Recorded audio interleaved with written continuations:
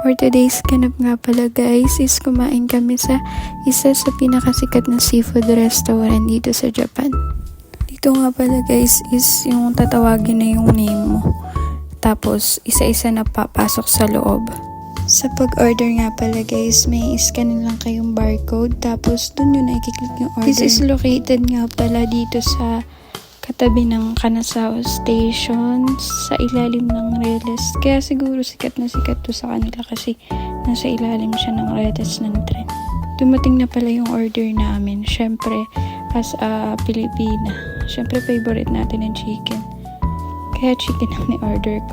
Pagkatapos nga pala namin guys, kumain, is pumunta kami dito sa rooftop. Tumambay kami. Maganda nga pala ang tumambay dito. Kitang-kita mo yung mga buildings. Tsaka, hindi ganun kalamig kasi ang lamig na kasi ngayon eh.